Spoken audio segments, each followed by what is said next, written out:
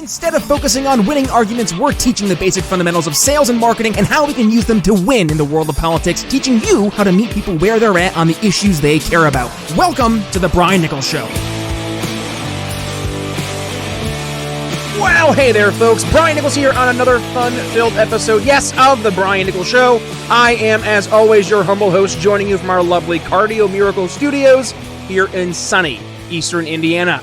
The Brian Nichols Show is powered, yes, by our phenomenal sponsor, Cardio Miracle, the best heart health supplement in the gosh darn world. You want to learn why? Stick around. We're going to talk about that later in today's episode. But first, we're going to head and having a returning guest here to the Brian Nichols Show. Today, we're talking all things high trust societies. Joining me here once again from Young Voices is Ethan Watson. Ethan, welcome back to the Brian Nichols Show. How you been? Pretty good, man. Thank you so much for having me back on the show. Great to have you on the show. Ethan, let's just talk about the elephant in the room. Audience loved you. They loved our last episode, so you definitely were touching on some nerves, I think, of folks. You know, they've been watching the way the world's been going and say, man, this guy's got some stuff figured out. So great to have you back on the show, Ethan. And by the way, folks, if you want to catch that last episode where Ethan was on the program, I'll include that in our show notes. But Ethan, do us a favor. There's going to be a lot of folks here listening today because, by the way, we just joined the Lions of Liberty Network. So a brand new audience of folks who maybe haven't heard who you are, and you know, let's talk about a little bit about your history and frankly why we're talking today about high trust societies, specifically looking at Gen Z. Ethan, the floor is yours, my friend. Sure. So I'm part of Young Voices, which is a network of freedom-oriented young professionals. We range from libertarian to center-left, really anyone who's going against the grain in the existing narrative. I've been writing with them for about a year now, a little under a year. I'm going to be a law student this fall at the Arizona State University O'Connor Scholars Program.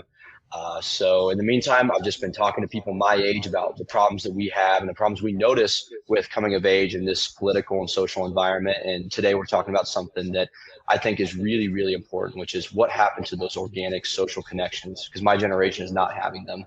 No, man. Well, and this, man, like you're hitting on an article I was reading the other day. It was talking about men. By the way, you know, I'm a man, so I think I can very solidly talk about men issues, because I am, and much like you, a man. Sorry for assuming, by the way, if that's not the case. Just joking. But like you see this, right? In the article I was reading, it was talking about how your average adult man, I think it was over the age of 35, their best friend is their wife.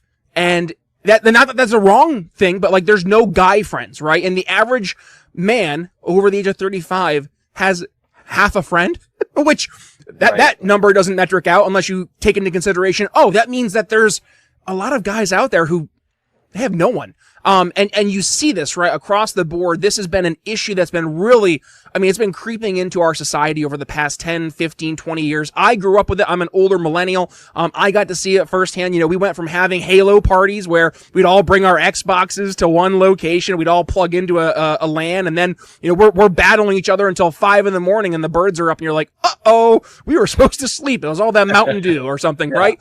But then you fast forward to where we are in today, you know, 2025, and nobody is getting together, right? Everything's all virtual. It's online. You know, back in COVID, we had the advent of Zoom rooms and everybody just started to, I don't know, just like isolate. They put themselves in their own little bubble, and folks just stop getting involved. They stop talking to people. They stop asking questions or trying to, you know, get involved in cause organizations or just like groups of folks to just get together and talk. You think of like your Elks or your Moose Lodge or your Knights of Columbus, right? There was cause organizations, but it's a place for folks, and I'm just gonna, you know, again say men to get together and bond. That's gone, Ethan, or at least it feels like it's gone. And what's the perception from folks like you, Gen Z, and obviously, you know, we're talking about men, you know, in today's episode, but not just men, right? This is a generational issue. So, Ethan, what's going on, man? What is happening out here?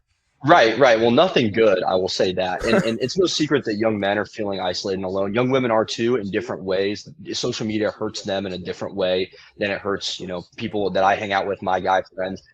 But I will speak to the guys real quickly. There's a reason why my demographic is the one that is dying of deaths of despair so frequently, drug overdoses and suicides, because we are still wired to want the things we've always wanted, but we've been told that we can't have it. We're told that masculinity is bad, that these male spaces from traditional Greek life fraternities, which I wasn't a part of, but I understand and respect why they exist, to NFL games, to even just a good old fashioned Marvel movie that's not full of political messaging.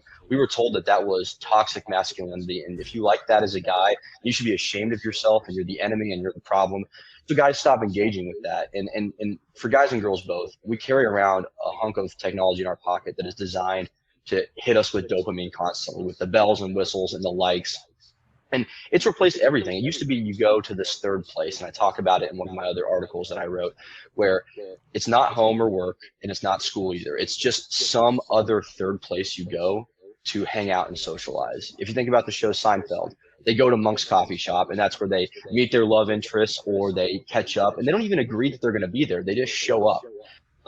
My generation doesn't have that. I lived down the street from a bar in a awesome Burrito King restaurant for like a year in college, and we didn't ever just spontaneously walk over and get a burrito and run into your friends. That didn't happen, because why would you do that when you can stay in and catch up with someone on Instagram, meet a girl on Hinge, hear the latest news from Twitter? I mean, it's replaced all of that interaction, but it's a hollow shell. It's a skin suit of what that used to be. It creates the perception of community, but it's the furthest thing from, right? And I see this a lot. Man, I am older because I didn't hear the magic site Facebook mentioned there, which that was a big deal, right? When I was going to college, like everybody and their mother was getting on Facebook, literally, like your mom, your grandma, and you're like, holy hell, everybody's on Facebook appears. But like, you see in Facebook, you got these Facebook groups, right? And in Twitter, I think they call it communities. But right. It's almost ironic, right? Or at least tongue in cheek, because it's the furthest thing from a community. Right. As a matter of fact, a lot of these folks, the only thing that they're a community of is some shared interest, right? And the problem is that one interest only goes so far. When you would go to, the Elks Lodge, or, you mentioned the burrito bowl that you went to, right? Like that type of environment, you're meeting with people that you already have some similarity with. You live in the same area, right? You have a shared interest. I like getting Mexican food. So do you, right? And all of a sudden, you're able to build up that familiarity just by the default of you're in the same place. And that's gone. Like if I go online, I might go into a libertarian group, right?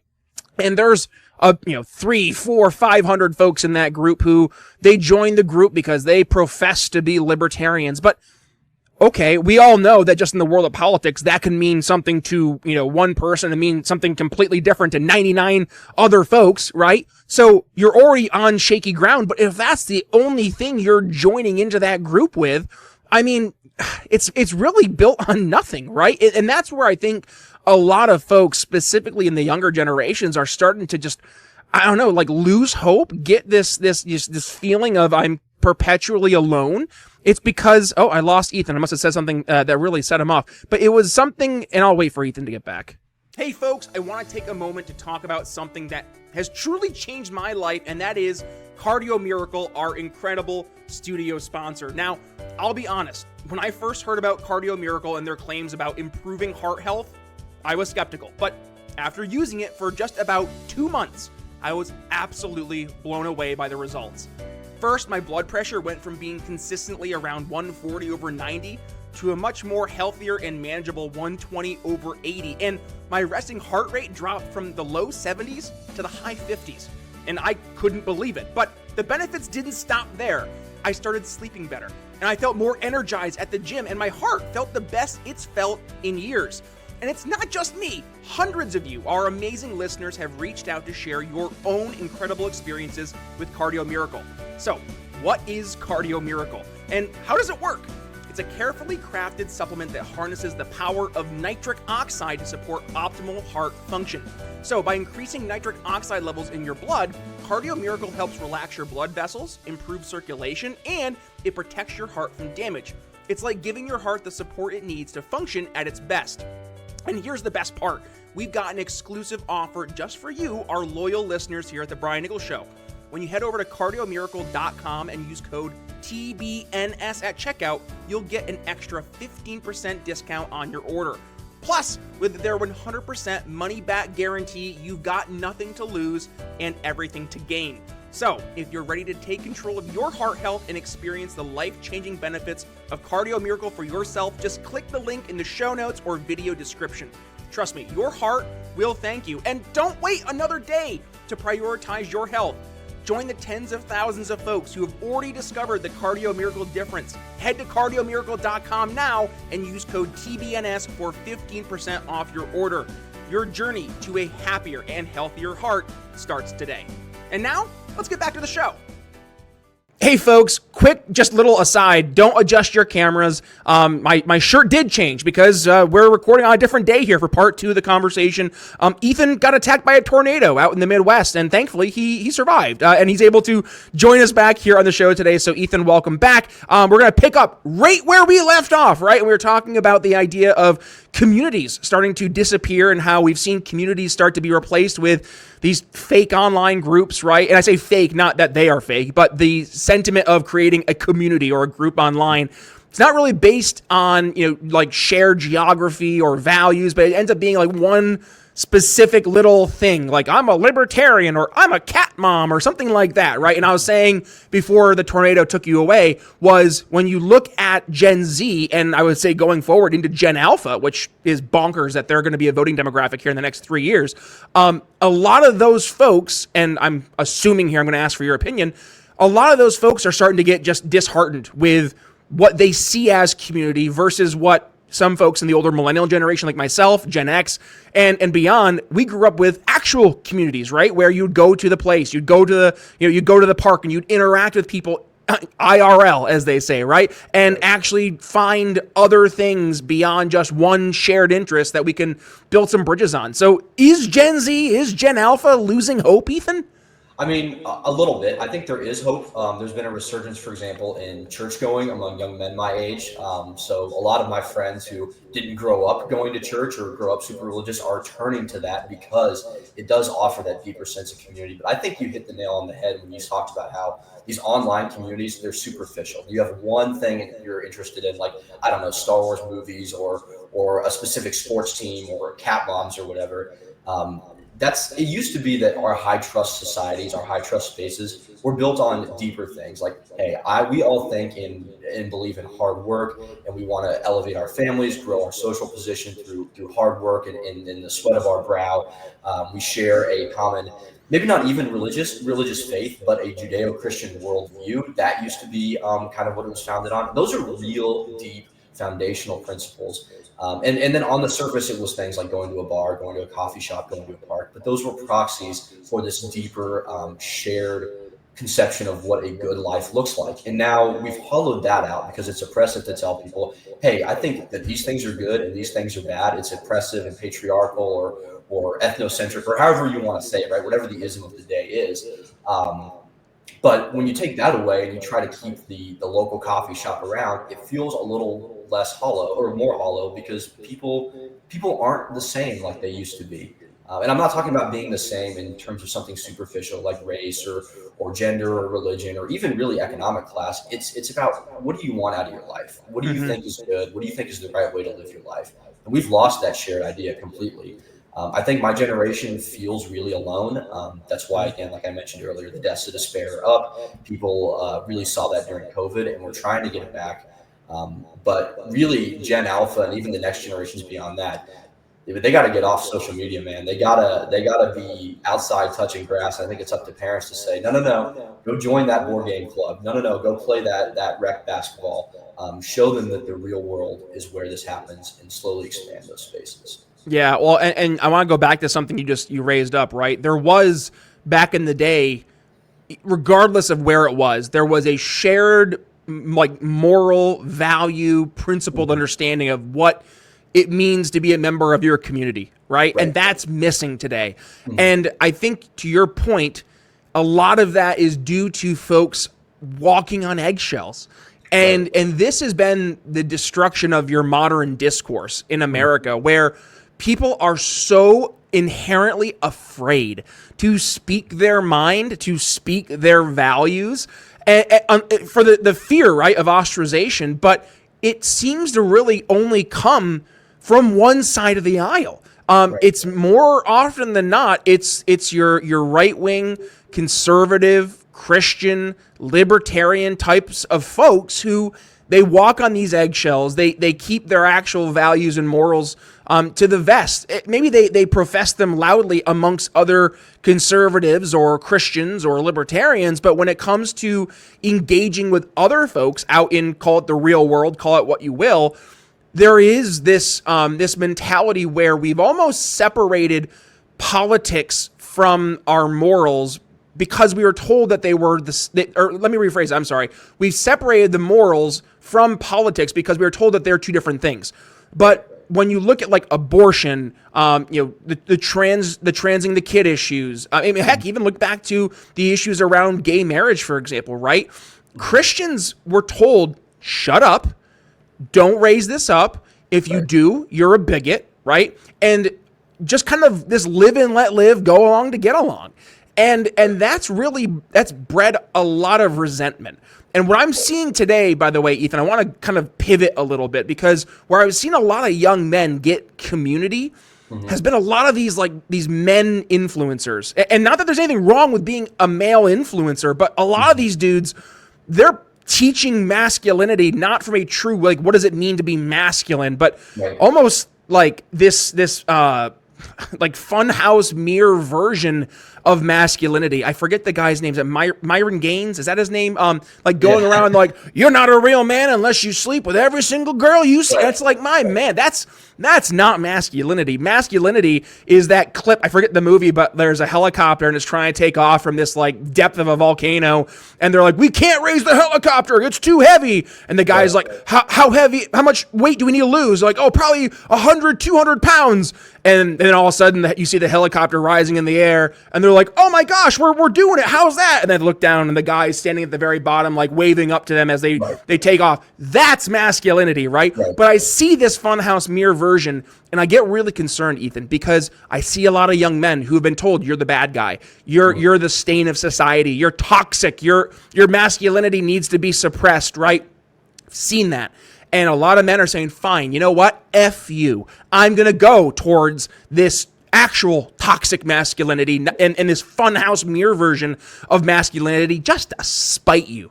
And that for me is very concerning. Are you seeing that in your circles? And if so, what can we do to address it?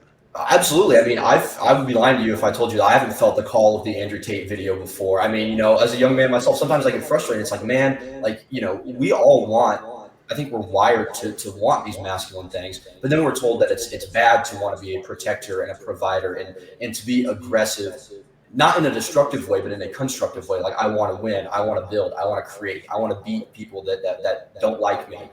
Those are all healthy, normal instincts, but we're told that that's toxic. And especially we're told that it's chauvinistic to want to take care of women and provide and protect women.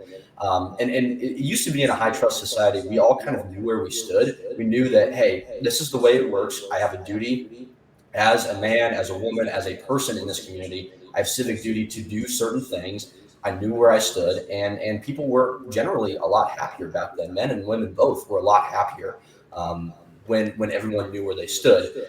And I think young men kind of swung the Myron Gaines or Andrew Tate way for a little bit. I mean, on a college campus, it's very rampant there. I was there for 5 years. That there's all kinds of this sort of faux masculinity stuff where it's just, how many girls can I get with? How many, drinks can I have? How many fights can I get in? But I think more and more young men my age are realizing that doesn't really fill you up. I see so many guys my age who are turning to church, who are turning to productive pursuits like lifting weights, things like that. I even see guys that are, turning to guys like that Tony P in DC, the vibrant masculinity. He's a little corny, but he's all about positivity and improving yourself in a way that is both masculine but not, chauvinistic. And I think that that's really important. So there is hope for young men, and we're really looking for young women to catch up with that a little bit, I think. Yeah, and Ethan, like the fact that there are men who are younger men who are starting to look for alternatives in actual good ways, I mean, that gives me hope. And I needed a little bit of that today. I need a little bit of a white pill because I have watched, we talk about the pendulum swinging politically from the left to the right and right to the left. I think we're seeing that right now with the gender, social issues and the way that we've discussed it for 20 years. I mean, the era I grew up in the 90s and 2000s and 2010s, I watched firsthand as this girl boss feminist mentality, that really took over. And it's not to say that, women shouldn't have equal rights or anything like that. That's not the argument. The argument is you're not doing so at the sacrifice, not even sacrifice, it's just at the belittlement of men. Right. You can be a girl boss, but like, that doesn't mean you have to like defeat the man, right? Like, we're supposed to be in this together. And it really does feel that as you've seen more and more of this very toxic femininity approach to social constructs really build up over the past 20, 30 years, you've seen that pendulum swing more to the right. Now, you mentioned men going to church, and there's much more of an embrace of some of those more traditional Christian values. Right. Is it enough? Are we too late? Right? Because there is a generation of folks in my age group, in the millennials, who they're not just agnostic. They're jaded. They're agnostic. They're atheistic in many instances.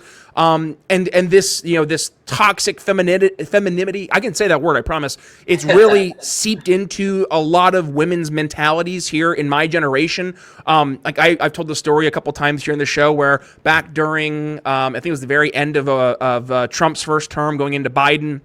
And my wife had some coworkers over, and just the default conversation started out like, Trump's evil, the Republicans are bad. And I'm just kind of sitting back, like, I'm listening at this point because I didn't want to engage and ruin the evening. But just to hear that was the starting off point, right? There was no like, here's a problem, let's intelligently discuss. It's, oh my God, these toxic men, these Republicans, these chauvinists, like all that that verbiage and mentality perpetuated the conversation. And my wife, I mean, candidly, she's very, I'd say, apolitical. She doesn't really, get involved in that world. So she was kind of just like a spectator herself. Right. But to see that mentality, it perpetuates beyond what we see on social media, and it very much does incorporate itself into the everyday conversations that a lot of in my world, a lot of women have. That is concerning to me, because the only reaction that we can really expect is a swing to the opposite, which we have seen. You don't, and to your point, right? You don't need to go on to TikTok or Facebook or Instagram and scroll through 10, 15 reels before you see some, whatever podcast clip, or Myron Gaines saying something, or Andrew Tate saying something, right? And it is concerning. It is eye-opening to see that there has been such a flip back. So I guess with that being said, Ethan, what do you see as kind of like the next 10 to 20 years? Are we going to go back towards more of a society with shared morals, values, and principles, or are we going to see this divide increase even more? And if so, are we going to see that divide increase by those who are not in social circles and living perpetually online versus those who are actually getting involved in community? Or is it going to be back towards some of those social constructs, right? We talk about men versus women, the battle of the sexes. Is it going to be something more in that world, or something I'm missing altogether? Well, Brian, I certainly hope that the pendulum swings back, and I think there's reason to believe that it will. I mean, humans, we are very good at noticing when things aren't going well, and we're very good at adapting. And so I think people are looking around and saying, hey, these culture wars, these artificial divisions that have been kind of drawn among people on race or gender or sexuality or whatever basis, people are realizing these are kind of phony, and they don't actually make anyone's lives better. I mean, it's taboo to say it, but even going as far back as the 1960s, the people that the civil rights movement was supposed to help, they didn't actually end up being helped that much. Now, it started out with very noble goals, of course. No one's denying that. But this is a classic case of the road to hell being paved with good intentions. You had second and third wave feminism, civil rights movement, and the narrative started out as the American system is good. We're being left out of it. Let us in. That's good. That's perfectly fine. But it shifted at some point, and it became the American system did this to us, and it is bad, and it must be inverted. That's where the disconnect comes. That sows this resentment. That's why we've lost our high trust spaces, Brian, because now the haves look at the have-nots and say, they're coming for my stuff. And the have-nots look at the haves and they say, these people did this to us. I don't like them. We're not on the same team anymore. And sort of the fringe, quote unquote, societal losers, they have looked around and said, this hasn't worked for me. Let's burn it all down. And they've tried to do that, right? We've seen the erosion of institutions from education to media to even the NFL. I can't turn on the NFL without getting this message rammed down my throat. I think I talked about that last time on the show. You can tell it's a core issue for me is the NFL end zone logos. End racism. Come on, right. Ethan. Right. It's ridiculous. And it's like in the game they play too is if you say, hey, that's dumb, they're like, what? So you don't want to end racism? It's like, okay, right. All right. That's not the argument that I'm making here. And I'm sure someone will probably have that reaction to hearing me today say the civil, oh, he doesn't like the civil rights movement. Great. Okay. I'm going to get canceled. But I think people are tired of this forced cultural Marxism that's being injected into all our spaces. And so here's what we can do to sort of reclaim the high trust spaces. And with that, reclaim our sense of civic duty, knowing everyone's role, and maybe just a happier, better society. When you find your high trust spaces, for me, it's a local rock climbing gym, right? Everyone there's there for the same reason. No one steals from each other. No one gets in fights. It's great. Cherish that, lean on it, build on it, invite people in who share your interests, or also my local church, right? Like invite someone in who has the same politics as you, invite them to come to church with you, grow that high trust space.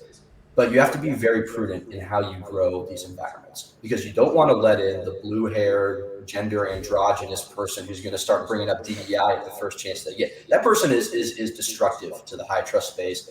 They're a fringe element that society hasn't quite worked for, and so they want to tear it down. They want to change it.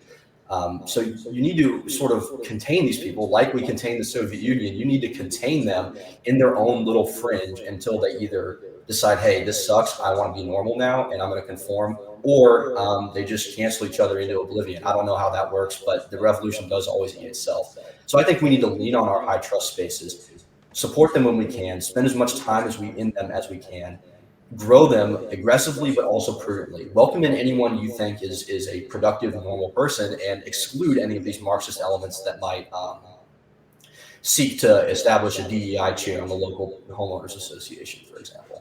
So, Ethan, you said two things, and I just want to quickly comment, but also I want to get more context from you. So first, there was that one little aside you said. I had to bite my tongue not to respond because I did laugh. You're like, oh, what are they going to do? Take this clip and cancel me, right? That mentality, by the way, I love that because, dude, rewind 5-10 years ago, there was very much a concern from people. Like, I might lose my job. I might get kicked out of school. I might, get kicked out of my church. Like, if I post the wrong thing about COVID on Twitter, I might have my entire account nuked. Like, these were very real concerns people had. And to see how just so many folks now are just like, yeah, whatever, go ahead, try to cancel me. I love that. Like, and to see that that's the Overton window have shifted so far, that gives me hope there. But I do have a follow-up question. Maybe you can give a little more context. You mentioned, the blue hair goofballs. Like let's keep them contained. Let's keep them out of these respected and shared environments. Right. How do you do that? Because as soon as you do that, they're going to start claiming, you're not being inclusive, you're not being diverse, all that bullshit. How do we then overcome that? How do we, walk and chew gum at the same time saying, hey, these are our spaces. Respectfully, we have standards here, right? And that's what's expected. And not to see those organizations or institutions succumb to the blue-haired goofball. So what's kind of the plan there? Right. So first of all, not cowing and bowing to cancel culture is the first step to that, right? Like if you're unafraid of someone tweeting at you and saying, oh, they said we're not going to do a DEI night at my local, 6th grade, PTO, like I'm going to cancel. First of all, just laugh at it and be like, you're ridiculous. Like actually don't take these people seriously because they're deeply unserious people. So that's the first step, right? Is just don't be afraid to speak your mind. And that's what I'm trying to do. That's what I encourage everybody my age to do because I don't have a lot on the line right now. So it's time to be bold and speak our mind.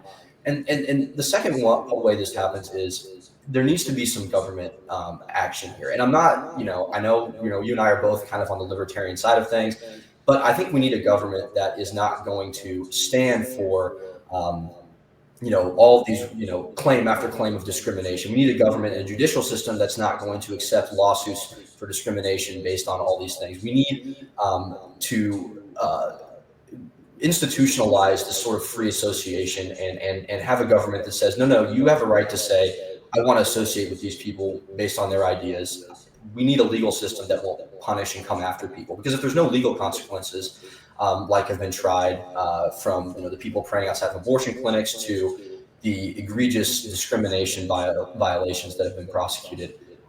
If we don't have legal consequences for it, and we don't have social consequences because we just laugh off the cancellation, then what is there? Like we have to neuter these people at every turn. So that's why I think what's going on with like Harmeet Dillon over at the Office of Civil Rights, I think she's doing a phenomenal job, sort of hitting back against cancel culture and this oppressive environment on college campuses. But we need government to kind of help here and protect our rights to a normal society, which I actually think we do have a right to a normal society that works for people. And normal might be subjective, and people will say, well, normal is just what you like. To that I say, yeah, I do like the things that have worked for most of American history. So cancel me. There we go. Well, how about this, buddy? We'll go towards our final thoughts here. I'll just kick things off pretty quick. You mentioned you and I are both more of a libertarian ethic, and I love that, right? But there are some libertarians out there who they have embraced this live and let live mentality, right? I actually think I had some old Gary Johnson bumper stickers here from when the old Libertarian Party had my studio space here in Indiana, and it says live free, which is great, but like liberty doesn't mean moral relativism, right? Like it means choosing what's right without government force. So if we're being honest with ourselves, not you and I, because I think we already agree with this, but like freedom only works when it's built on a foundation of like something in terms of strong shared values, right?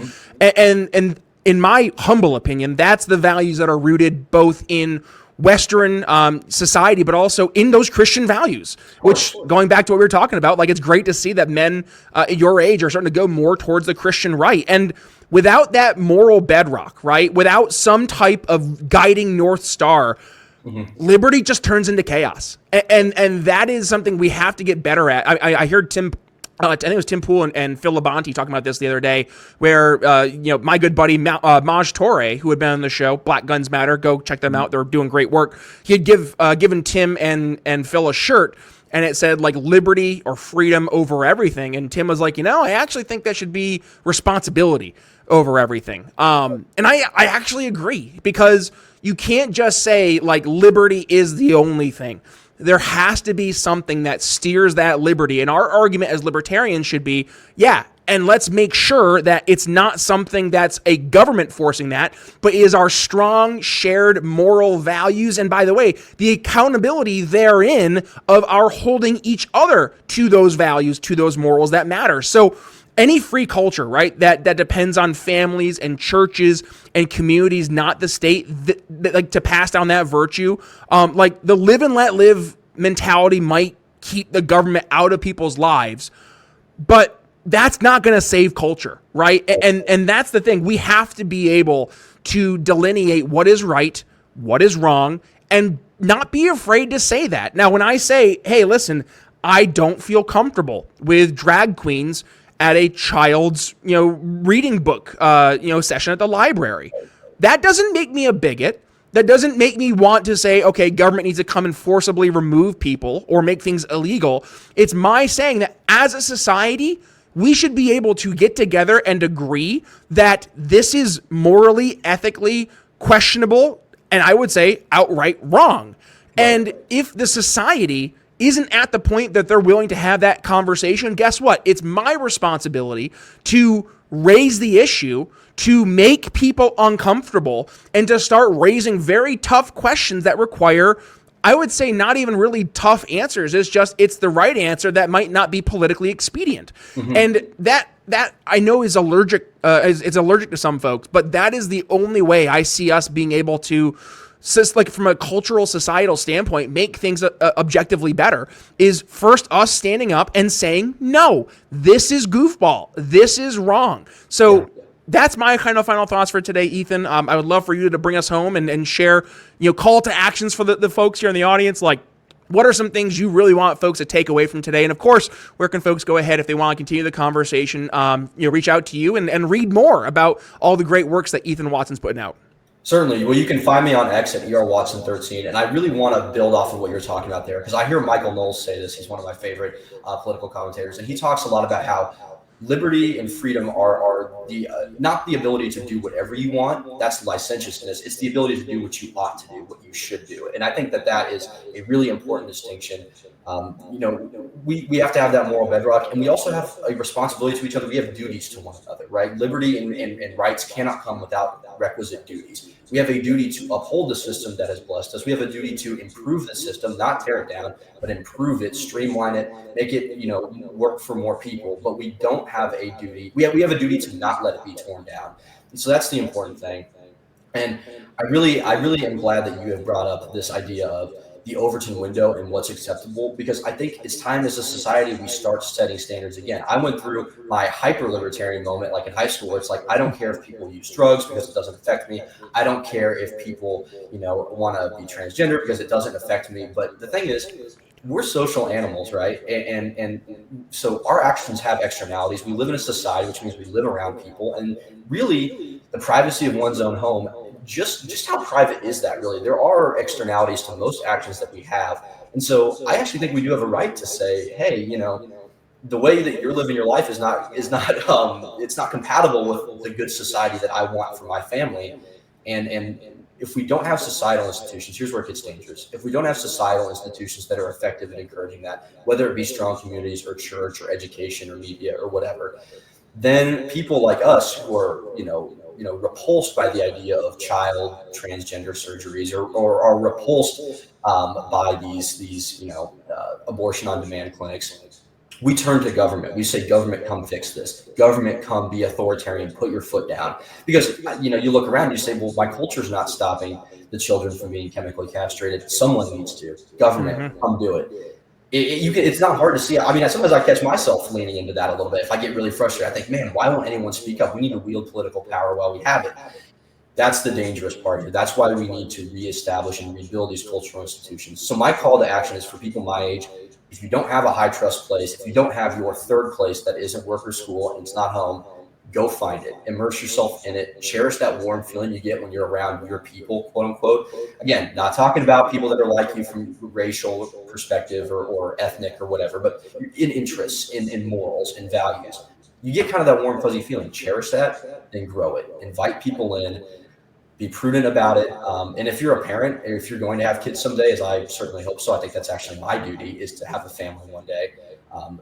Make them touch grass. Get them out of these online spaces, because those are low trust spaces. And on those online low trust spaces, the cultural Marxists with their isms and their cancel culture and their mob mentality, they run those. That's what's acceptable there. Put your children in spaces where, if you brought up the idea of, oh, I'm a DE kid, like, dude, this is an after-school dodgeball club. Who cares, right? I mean, there's literally nothing more important there than merit. Keep your kids in meritocracies and in high trust spaces, and show them that is the way to lead a happy life. And listen, my guess little bit to leave the audience with today is, if there ever is an argument though for any type of government, response to things that are just like morally out to lunch, right? At the very minimum, this is where a federalist society comes in play, because what works for me here in eastern Indiana, what works for you in the tornado belt, what works for someone who lives up on the St. Lawrence River in northern New York, or down in the Gulf of America down in Florida, or out in the goofball land of San Francisco and lefty lunacy in California, right? Like, everybody's going to have their own specific types of standards. And it's much scarier to see a governor, Gavin Newsom, become President Gavin Newsom and try to instill a California ethos, morality, and political world onto the rest of America.